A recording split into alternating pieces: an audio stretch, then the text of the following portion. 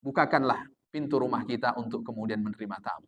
Kalau tamu itu menginap, maka lapangkanlah hati kita agar kemudian tamu itu menginap di rumah kita. Saat kita menyuguhkan makanan, apalagi sampai 3 hari dan lewat dari 3 hari, maka kita dihitung sebagai orang yang dermawan. Nabi Ibrahim alaihissalam ditanya, ya Ibrahim, limadza takhadallahu laka khalila? Wahai Ibrahim, kenapa Allah mengangkat engkau sehingga engkau mendapatkan gelar Khalil? Khalil itu maknanya kekasih. Jadi Ibrahim itu satu di antara nabi yang gelarnya Khalilullah, kekasih Allah Subhanahu wa taala.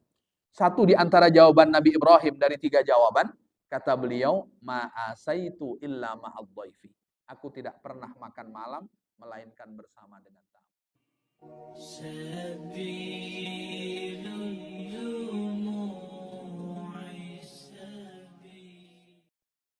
Assalamualaikum warahmatullahi wabarakatuh.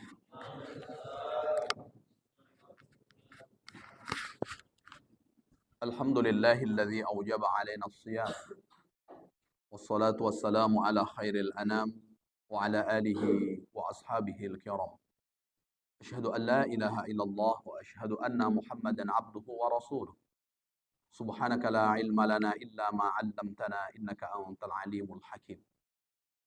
وقد قال تعالى في كتابه الكريم وهو أصدق القائل أعوذ بالله من الشيطان الرجيم بسم الله الرحمن الرحيم يا أيها الذين آمنوا كتب عليكم الصيام كما كتب على الذين من قبلكم لعلكم تتقون الآية صدق الله العظيم أما بعد Ma'asyiral muslimina wal muslimat, Bapak Ibu jamaah salat fardu zuhur yang dimuliakan oleh Allah Subhanahu wa taala.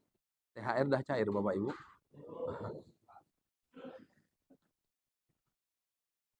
Bapak Ibu yang dimuliakan oleh Allah Subhanahu wa taala.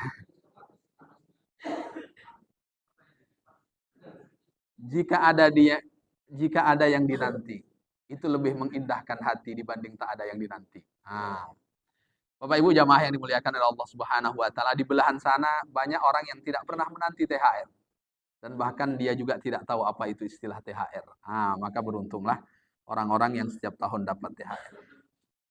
Pada kesempatan siang hari ini saya akan membacakan satu di antara cabang iman, wal khamisu wassalasun.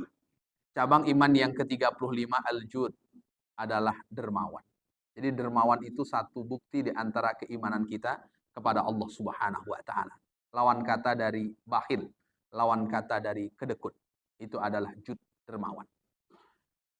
Rasul sallallahu alaihi wasallam sebagaimana yang dikabarkan oleh Sayyidina Anas bin Malik radhiyallahu an, kana Nabi sallallahu alaihi wasallam, baginda Rasul sallallahu alaihi wasallam orang yang paling dermawan fi Ramadan, di bulan Ramadan.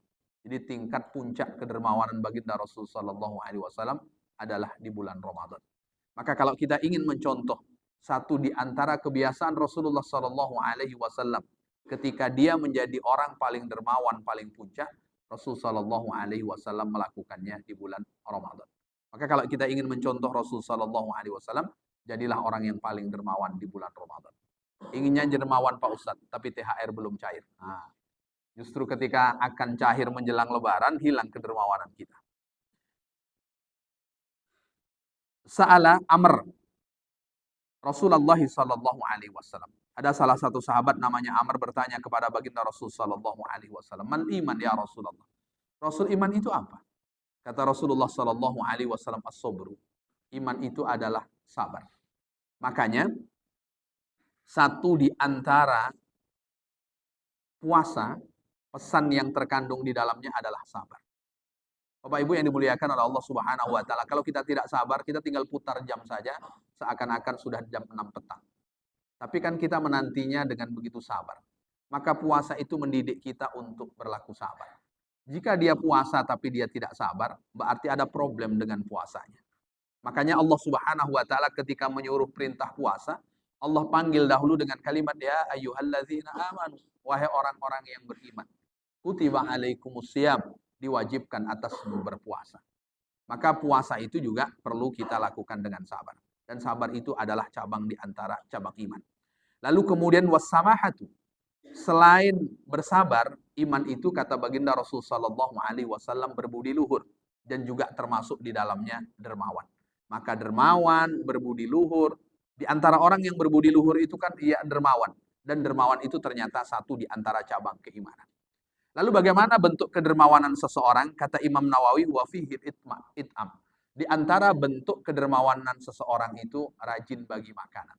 Jadi orang yang rajin membagi makanan, itu satu di antara bentuk kedermawanan seseorang. Apalagi di bulan yang Allah Subhanahu wa taala muliakan, man fattara shaiman. Kalau dia memberikan perbukaan kepada orang yang berpuasa, dia akan mendapatkan pahala sama dengan orang yang berpuasa tanpa mengurangi pahala orang yang melakukan puasa. Kalau satu hari dia berpuasa, satu orang dia beri perbukaan puasa, maka dia mendapatkan nilai 2 hari puasa. Kalau satu hari dia berpuasa, 3 orang dia beri makan, maka nilainya sama dengan 4 hari berpuasa. Tapi jangan dimaknai, oh kalau gitu saya ngasih makan orang saja lah Pak Ustadz, dan saya tak puasa saja. Nah, kalau 3 orang yang saya kasih kan sama dengan 3 hari berpuasa kalau 3 yang saya beri. Bapak Ibu, tak ada cara yang paling terbaik untuk mendekat kepada Allah dengan amal. Dan Allah Subhanahu wa taala menyukai amal yang kita lakukan itu adalah mimmaftaradaitu alaih, melainkan apa yang aku wajibkan kata Allah kepada hamba. Jadi yang paling terbaik itu melakukan yang wajib terlebih dahulu, baru kemudian melakukan yang sunnah. Banyak orang berat untuk pergi melaksanakan sholat subuh, tapi ringan baginya untuk pergi melaksanakan sholat hari raya Idul Fitri. Pokoknya asal Idul Fitri, Idul Adha, bajunya paling baru, paling depan. Sholat-sholat yang lain tak pernah nampak di soft barisan sholat. Padahal cara terbaik untuk mendekat kepada Allah Subhanahu wa taala mestinya dengan melakukan yang wajib terlebih dahulu. Memberikan makan, Bapak Ibu yang dimuliakan oleh Allah Subhanahu wa taala, satu di antara bentuk kedermawanan seseorang. Pertanyaannya, berapa kali kita memberi makan orang dalam 1 bulan? Berapa kali kita berbagi makanan dengan sahabat, dengan kawan, dengan orang yang membutuhkan dalam hari-hari yang kemudian kita lewati? Karena itu di antara bentuk kedermawanan seseorang. Makanya orang-orang tua kita dahulu rajin mengadakan kenduri. Kenapa? Karena mereka ingin bersedekah makanan. Dan itu satu di antara bentuk kedermawanan seseorang. Kemudian yang kedua, kata Imam Nawawi, wad-diyafah. Dan di antara bentuk kedermawanan seseorang memberikan suguhan kepada tamu. Kalau tamu datang, maka suguhkanlah sesuatu yang bisa dinikmati, asalkan datangnya jangan siang-siang bulan Ramadan. Nah, ini. Jadi kalau ada tamu datang, ketika kita menyuguhkan sesuatu untuk tamu, maka orang yang menyuguhkan itu sebagai bentuk kedermawanan seseorang. Fa in kana ad-dhaifu muqiman fa salasatu ayamin haqquhu 'alaika wa ma zada fa shadaqatun. Kalau tamu itu nginap di rumah kita sampai 3 hari, maka hak tamu itu 3 hari kita memberikan makan kepadanya. Kalau seandainya dia nginap di rumah kita lebih dari 3 hari, maka ketika hari keempat kita masih memberikan makan, maka kita dihitung sebagai orang yang bersedekah kepadanya. Pertanyaannya Bapak Ibu, berapa lama tamu paling lama nginap di rumah kita? Dalam 1 tahun Bapak Ibu, mulai Ramadan kemarin sampai Ramadan tahun ini, berapa jumlah tamu yang sudah datang? Dan berapa pula jumlah tamu yang sudah nginap di rumah kita? Jadi kedermawanan seseorang itu saat rumahnya terbuka lebar untuk orang yang mau menginap. Rumah besar, pagar tinggi, tak bisa diintai dari luar. Tapi kemudian rumah tak pernah terbuka untuk tamu. Meskipun dia kaya, tapi sesungguhnya dia bukan orang yang dermawan. Jadi kedermawanan seorang itu diantaranya dia buka pintu rumahnya untuk tamu yang akan datang. Nunggu lebaran, nah kita mudik, tutup lagi pintu rumah kita. Jadi kapan pintu rumah kita itu terbuka untuk tamu? Maka Bapak Ibu yang dimuliakan oleh Allah Subhanahu wa taala, bukakanlah pintu rumah kita untuk kemudian menerima tamu. Kalau tamu itu menginap, maka lapangkanlah hati kita agar kemudian tamu itu menginap di rumah kita. Saat kita menyuguhkan makanan, apalagi sampai 3 hari dan lewat dari 3 hari, maka kita dihitung sebagai orang yang dermawan. Nabi Ibrahim alaihissalam ditanya, "Ya Ibrahim, limadza takhadallahu laka khalila?" Wahai Ibrahim, kenapa Allah mengangkat engkau sehingga engkau mendapatkan gelar Khalil? Khalil itu maknanya kekasih. Jadi Ibrahim itu satu di antara nabi yang gelarnya Khalilullah, kekasih Allah Subhanahu wa taala. Satu di antara jawaban Nabi Ibrahim dari 3 jawaban, kata beliau, ma'asaitu illa ma'adh-dhaifi. Aku tidak pernah makan malam melainkan bersama dengan tamu. Jadi Nabi Ibrahim khusus dari 3 makan dalam 1 hari 1 malamnya, yang malam hari itu mesti bersama dengan tamu. Kalau tak ada tamu, Nabi Ibrahim tidak makan. Kalau kita Bapak Ibu, nunggu tamu balik baru makan, atau waktu tamu datang itu kita ajak makan? Nunggu tamu balik baru kemudian kita makan. Kita harapannya ingin menjadi kekasih Allah Subhanahu wa taala. Tapi kita tidak menyontoh Nabi Ibrahim, yang Nabi Ibrahim dicontoh oleh baginda Rasul sallallahu alaihi wasallam. Makanya ya, ketika rumah itu terbuka untuk tamu, ketika rumah itu terbuka lapang siapapun yang mau datang, ini menunjukkan satu di antara kedermawanan seseorang, karena bersamaan dengan datangnya tamu, kita akan menyuguhkan makanan. Ya, jangan kita suguhkan waktu lebaran sajalah. Tak mungkin dermawan kita cuma 3 hari lebaran saja. Lepas itu kita tak dermawan-dermawan. Jadi kita buka rumah kita untuk tamu. Kan dah tak ada Covid lagi kan Bapak Ibu. Nah, maka kita buka pintu rumah kita untuk tamu. Wa in kana mujtazan fayaumun wa lailatun. Kalaulah seandainya tamu itu tidak menginap, tidak sampai 3 hari, maka haknya dari kita ya 1 hari 1 malam itu. Haknya dari kita. Tapi kalau kemudian dia menginap, 3 hari 3 malam. Lebih dari itu kita masih memberikan suguhan, maka kita termasuk bagian dari orang yang sedekah. Man kana yu'minu billahi wal yaumil akhir falyukrim dhaifah. Orang yang beriman kepada Allah, iman pula dia kepada hari akhir, maka muliakanlah tamu. Memuliakan tamu itu tak mesti kita menggelarkan karpet merah ketika dia datang. Tapi di antara cara memuliakan tamu itu adalah bagaimana kita bergegas untuk memberikan suguhan. Jadi segera kita memberikan suguhan. Kalau perlu tak perlu nanya lagi Bapak Ibu. Ya pokoknya asal dia datang, ya langsung kita buatkan saja. Orang tua-tua kita dahulu, Bapak Ibu yang dimuliakan oleh Allah Subhanahu wa taala, kalau sudah ada tamu, seingat saya, yang tak ada itu pun diada-adakan. Yang tak ada itu diada-adakan. Kami ingat Bapak Ibu, dahulu makanan favorit kami itu ikan asin. Ikan asin. Ini siang-siang cerita ikan asin, terbayang pula ikan asin petang nanti Bapak Ibu. Jadi makanan biasa itu ikan asin. Ikan asin itu mesti ada. 4 sehat 5 sempurna itu salah satunya ikan asin. Nah, kalau tidak ada ikan asin, tak 4 sehat 5 sempurna. Maka ketika kami safari dakwah ke pedalaman, ada salah satu jamaah yang ketika ada edukasi kesehatan. Dia tanya, Pak, kalau kami makan pucuk ubi dan ikan masin itu sudah termasuk 4 sehat 5 sempurna, Pak? Gimana cara jawabnya? Iya Bu, kata saya. Kan biasa, orang-orang dahulu biasa. Tapi kalau sudah ada tamu, Bapak Ibu yang dimuliakan oleh Allah Subhanahu wa taala, itu levelnya pasti naik. Minimal telur dadar Bapak Ibu. Nah, kan udah naik level nih kan. Atau kalau tidak ada telur di kandang ayam belakang tak ada telur, maka nanti berganti ke sarden. Sarden Malaysia itu dulu. Kalau tamunya menginap, wah ini luar biasa. Kalau tamunya nginap pasti potong ayam. Ini orang tua dahulu nih kan. Yang tak ada diada-adakan untuk apa? Untuk memuliakan tamu. Bagi kita sebagai anak, oh itu luar biasa, sudah naik gizi kita kan. Kalau tak ada tamu, kapan orang tua potong ayam kalau tak kenduri? Cuman kenduri dengan tamu datang saja potong ayam. Anak-anak sekarang sudah terlalu istimewa makannya. Setiap hari asik ayam, macam Upin Ipin. Bapak Ibu yang dimuliakan oleh Allah Subhanahu wa taala. Orang dahulu yang tak ada itu pun diada-adakan karena apa tujuannya? Untuk memuliakan tamu. Maka sedih mereka kalau tak ada familinya yang datang, sedih mereka kalau rumahnya tidak ada tamu yang datang. Senang sekali kalau tamu datang. Yang paling bahagia saya selaku anak. Kenapa? Kalau tamunya nginap, besok waktu tamunya pulang kita dikasih duit. Dahlah level gizi makan naik, pulang tamunya kita dapat uang pula. Begitu orang-orang tua dahulu membuka pintu rumahnya untuk tamu. Pertanyaannya, apakah yang sudah dilakukan oleh orang-orang tua kita dahulu, kita juga melakukan hal yang sama? Insya Allah, ini. Nanti tinggal di WhatsApp Bang ya, saya datanglah nampaknya ini. Ini. Artinya kalau kita sudah melakukan hal yang sama, berarti kebaikan yang sudah dirintis oleh orang tua kita sudah mengikutinya. Betapa bahagianya kalau kebaikan yang sudah dirintis oleh orang tua, lalu kemudian diteruskan oleh anak. Itu di antara amal yang istimewa. Bapak Ibu yang dimuliakan oleh Allah. Kalau kita mati, jika tiba saatnya nanti, yang akan menangisi akan kepergian kita itu dua. Maksud saya yang menangisi sesungguhnya menangis. Karena selain itu juga menangis, tapi menangisnya macam-macam. Ada suami meninggal istrinya, nangis juga dia. Cuman entah berapa menit dah nangisnya. Lepas itu tak ada nangis-nangis lagi. Ada juga mohon maaf, seorang istri meninggal suaminya nangis juga. Tapi tangisannya berapa lama? Mungkin sampai selesai masa iddahnya, dah tak nangis lagi dah. Anak, keluarga, sahabat, kehilangan kita itu barangkali 3 hari. Lama-lama biasa tak nampak kita. Dulu ya awalnya, tak ada bang tuh dah meninggal rupanya. Dah 3 hari, 4 hari, 5 hari, hilang kita dari kenangan mereka.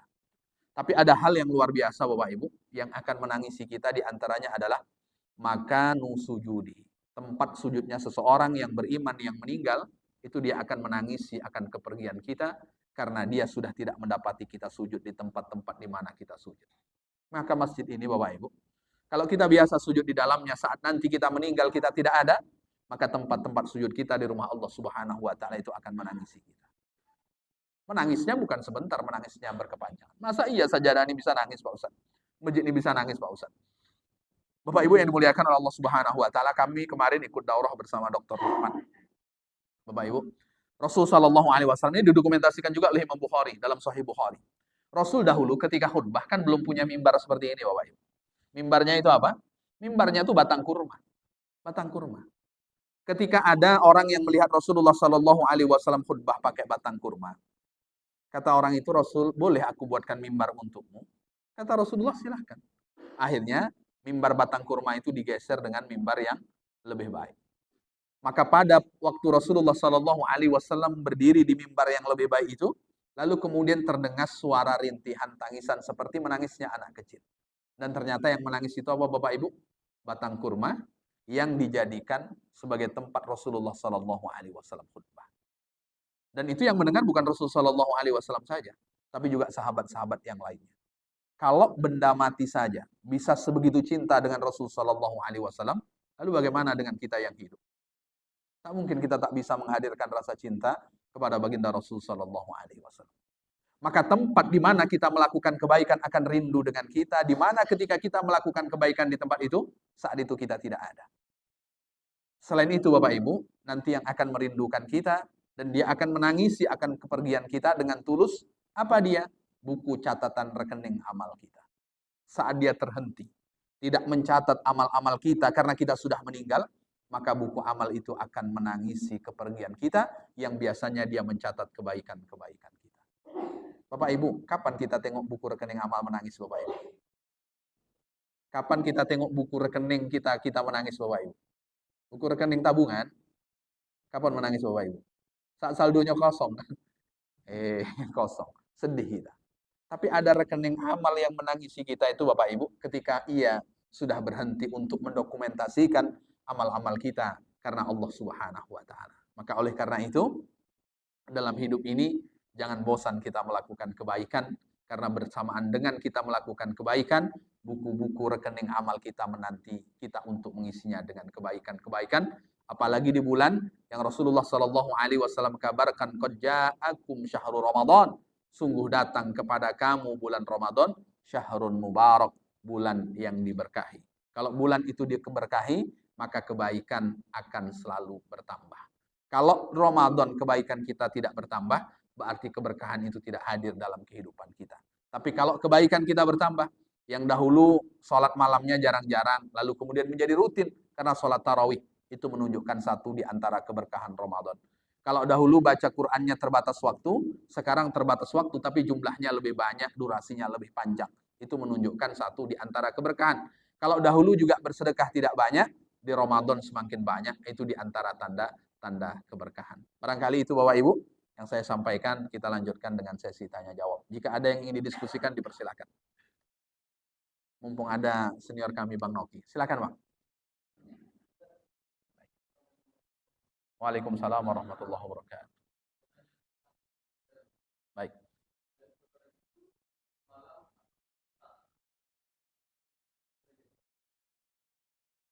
Lailatul Qadar. Nama orang atau nama malam ini?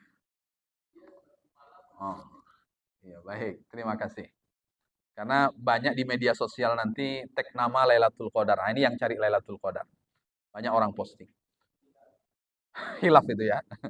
Baik, Bapak Ibu yang dimuliakan oleh Allah Subhanahu wa taala, dalam surat Al-Qadar. Al-Qadar, satu di antara 114 surat di dalam Al-Qur'an. Lailatul Qadar itu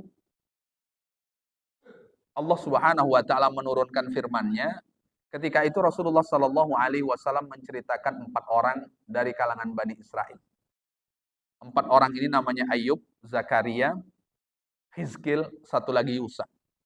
4 orang ini ya'budunallaha tsamanina aman wa lam ya'sauhu tarfata ainin.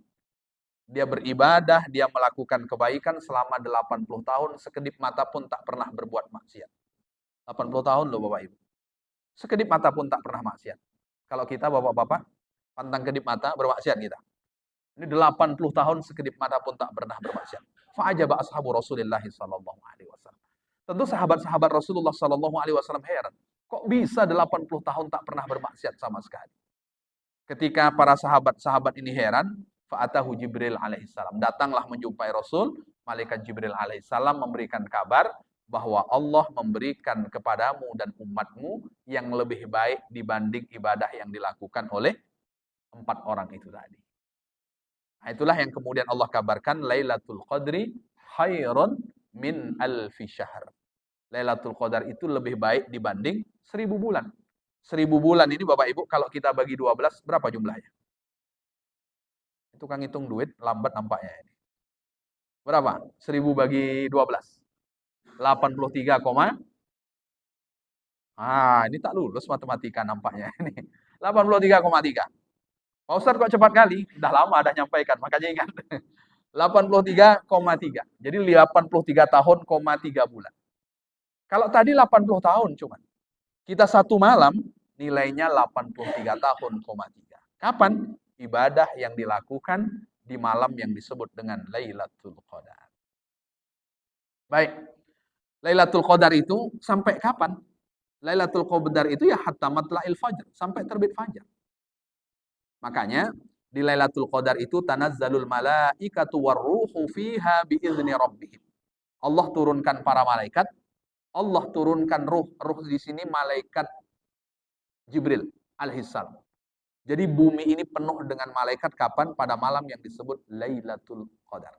Penuh, sesak dengan para malaikat. Kalau malaikat Allah Subhanahu wa taala turunkan yang banyak itu untuk apa? Biizni rabbihim min kulli amr. Atas izin Tuhan mereka untuk mengatur semua urusan bagi kita yang akan berlaku 1 tahun ke depan. Bapak Ibu, anggaran 2025 biasanya kapan disepakati? 2024. Kita 1 tahun ke depan dari Ramadan ini sampai Ramadan yang akan datang, itu ketuk palunya Bapak Ibu, malam Lailatul Qadar. Istilah kita ketuk palu ya. Eksekusinya, itu nanti. Jadi eksekusinya ya malaikat yang Allah Subhanahu wa taala tugaskan, yang malam-malam itu Allah Subhanahu wa taala turunkan. Eksekusinya. Apa yang akan dieksekusi oleh para malaikat dalam 1 tahun itu? Di antaranya kata Imam Qatadah, tuqdarul ajal. Di antara yang Allah akan tetapkan di tahun itu adalah ajal. Ajal kita sampai tak Ramadan yang akan datang. Wa tuqdarul arzak. Di antara yang akan ditetapkan pada malam itu adalah arzak. Ini dalam kutipan Imam Ibnu Katsir. Lalu Bapak Ibu yang dimuliakan oleh Allah Subhanahu wa taala, kata Imam Syi'bi bahwa ketika penetapan anggaran pula, dah terlanjur biasa anggaran. Penetapan apa yang akan berlaku bagi kita 1 tahun ke depan itu didoakan oleh para malaikat. Salam, sejahtera, sejahtera. Berapa lama malaikat itu mendoakan? Hatta matla'il fajar, sampai terbit fajar. Makanya berapa lama Lailatul Qadar itu? Ya 1 malam. Artinya sampai fajar maka berlakulah Lailatul Qadar itu. Tapi orang yang terhalang untuk mendapatkan kemuliaannya, maka dia tidak mendapatkannya. Lalu Lailatul Qadar itu untuk siapa? Ini kata Imam Syi'bi. Taslimul malaikah lil musallina min ahlil masajid. Jadi doa kesejahteraan para malaikat itu untuk orang-orang yang di malam itu berada di masjid. Jadi kalau Lailatul Qadar kita tak berada di masjid, ya tidak dapat. Kata Imam Syi'bi, jangan marah dengan saya Bapak Ibu. Kata beliau di ahlil masajid, untuk orang-orang di masjid. Maka ada istilah i'tikaf. Kan i'tikaf itu kapan? 10 hari terakhir dari bulan Ramadan. Nah, itu doa para malaikat. Tapi kita tidak perlu berkecil hati, apalagi ibu-ibu. Rumah anaknya masih kecil, tak bisa pula berat untuk pergi ke masjid, apalagi masjid tidak menyediakan untuk anak-anak kecil. Bagaimana caranya? Kata Imam Baihaqi dalam bukunya Fadailul Awqat, bahwa malam Lailatul Qadar itu Allah turunkan para malaikat. Wa mururuhum. Dan para malaikat akan melewati musallina kepada orang-orang yang melaksanakan sholat. Wa khusulul barakah alaihim. Dan mereka juga mendapatkan keberkahan. Maknanya, asalkan di malam itu kita sholat, kita juga dapat keberkahan. Artinya, dari apa yang kemudian saya paparkan tadi tidak hanya sekejap. Cuman Lailatul Qadar itu Allah rahasiakan. Maka kata Rasul, taharru lailatul qadari fi asril awakhir min Ramadan. Carilah di 10 hari terakhir dari bulan Ramadan. Kenapa? Kok tidak satu malam saja? Supaya kita tak repot-repot harus 10 malam. Kata Rasul, uritu lailatul qadari summa unsituha. Allah bukakan hijab kepadaku sehingga aku tahu Lailatul Qadar. Summa unsituha. Pengetahuanku terhadap Lailatul Qadar Allah cabut. Sehingga aku tak bisa menjelaskan secara detail apa itu Lailatul Qadar. Kenapa? Asa antakuna khairun lakum. Asa antakuna khairan lakum. Supaya kebaikanmu akan bertambah, kata Rasul. Jadi kalau kita berdiri sholatnya cuma 1 malam, ya beda dengan yang 10 malam. Itu yang dimaksudkan pesan Rasul Sallallahu Alaihi Wasallam. Jadi kalau ingin dapat Lailatul Qadar, ya 10 hari terakhir kita sholat. Kalau ingin lebih dekat lagi, sholatnya di masjid. Nah, sholatnya di masjid berarti kita mulai dengan iktikaf. Barangkali itu sedikit yang bisa saya jawab. Mungkin ada pertanyaan lain, Bapak Ibu? Baik, silakan.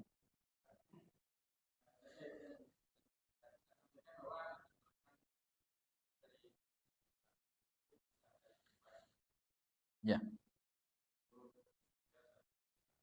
Ya, Yusuf bin Nun.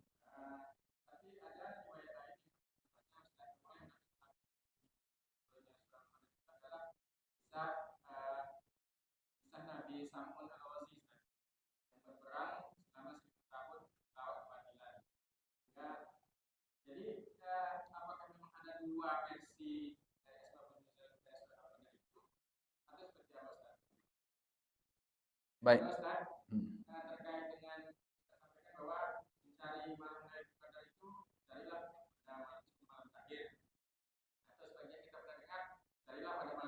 Ganjil.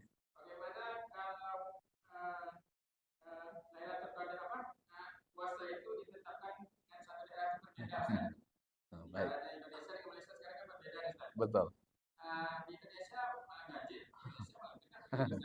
Baik. Baik. Baik, terima kasih. Latar belakang turunnya surat Al-Qadar, satu di antaranya yang saya sampaikan, selain itu juga seperti yang Bapak sampaikan. Ya ada beberapa riwayat, cuman saya menyampaikan satu di antara sekian riwayat. Intinya, mereka itu sama-sama melakukan kebaikan dalam waktu yang lama. Maka Allah berikan spesial buat umat Nabi Muhammad, tak perlu lama, tapi nilainya sama dengan orang yang melakukan kebaikan dalam kurun waktu yang lama. Intinya di situ. Kemudian yang kedua, bagaimana menyikapi perbedaan untuk menentukan Lailatul Qadar ketika kita mencarinya di malam-malam ganjil. Nah, yang selamat itu memang tak meninggalkan sholat malam 10 hari terakhir. Itu yang paling selamat itu. Mau Malaysia kayak mau Indonesia kayak aman kita kan itu. Jadi Indonesia. Jadi yang paling aman itu. Makanya kita tak perlu repot. Nih ikut Malaysia atau ikut Indonesia Lailatul Qadarnya itu kan itu. Nah, jadi bukan masalah Indonesia dan Malaysia, tapi intinya kita tidak meninggalkan untuk iktikaf 10 hari terakhir di bulan Ramadan. Kalau kita tidak tinggalkan, insya Allah jumpa. Ada orang yang setelah malam 21 tak datang-datang lagi dia iktikaf. Abang tak datang lagi. Saya ada dapat Lailatul Qadar dah. Enggak itu. Sedangkan Rasulullah pengetahuannya saja Allah Subhanahu wa taala ambil kembali. Apalagi kemudian kita. Enggak usah lama-lama lah Bapak Ibu. 10 tahun aja kita jumpa Lailatul Qadar. Berapa ratus tahun nilai amal kita di sisi Allah Subhanahu wa taala. Makanya ya tak mungkin itu dicari ecek-ecek, nyarinya ya sungguh-sungguh. Maka ada namanya iktikaf. Iktikaf kita ini minimalis. Nah, kalau iktikaf paripurna ya enggak balik-balik. Mulai malam 21 tuh datang ke masjid, tak balik-balik. Balik nanti pas Allahu Akbar, Allahu Akbar. Wow, itu sahdu. Kalau tak percaya ibu-ibu kasih izin suaminya iktikaf 10 hari tak balik-balik. Nah, itu. Itu pas balik sahdunya luar biasa. Ibu-ibu boleh menjenguk suami yang iktikaf. Karena dulu Sayyidah Safiyah radhiyallahu anha menjenguk Rasulullah sallallahu alaihi wasallam yang sedang iktikaf. Dan Rasulullah ada di masjid. Bapak-bapak sekarang tak tahu saya. Pas istrinya jenguk ke masjid, tak ada dia iktikaf di masjid. Nah, ini yang repot ini. Maka Sayyidah Safiyah menjenguk. Dan Rasulullah ketika dijenguk oleh Sayyidah Safiyah waktu Rasulullah iktikaf, lalu Sayyidah Safiyah saat pulang diantar oleh Rasulullah sallallahu alaihi wasallam pulang. Sayyidah Aisyah dia tidak iktikaf. Makanya kalau dalam satu riwayat, Rasulullah itu ketika iktikaf, nyisir rambut Rasulullah tak pulang. Tinggal miringkan aja rambutnya disisir oleh Sayyidah Aisyah radhiyallahu anha. Seindah itu dan seromantis itu Rasulullah sallallahu alaihi wasallam. Bapak-bapak yang hadir, tadi pergi kerja rambut sisir sendiri atau disisirkan istri, Pak? Tapi setelah Rasulullah Shallallahu Alaihi Wasallam wafat, istri-istri Rasul Shallallahu Alaihi Wasallam itikaf. Maka waktu belum bisa itikaf, kata Sayyidah Aisyah, ya Rasulullah, madza qultu in wafaqtu ashrul awain min Ramadan. Apa yang harus banyak aku baca wahai Rasul kalau Allah jumpakan aku dengan 10 hari terakhir dari bulan Ramadan? Karena waktu itu belum bisa ikut itikaf. Kata Rasul, kuli ucapkanlah olehmu wahai Aisyah, Allahumma innaka afuun tuhibbul afwa fa'fu anni. Nah, itu latar belakang zikir Allahumma innaka afuun tuhibbul afwa fa'fu anni. Wallahu a'lam. Mungkin itu sedikit yang bisa saya jawab. Satu pertanyaan lagi jika ada Bapak Ibu. Mas nih. Nah, demikian tutur kata yang kurang berkenan saya mohon maaf. Sama-sama kita tutup dengan membaca doa kafaratul majlis. Subhanakallahumma wa bihamdika asyhadu an la ilaha illa anta astaghfiruka wa atubu ilaik. Assalamualaikum warahmatullahi wabarakatuh.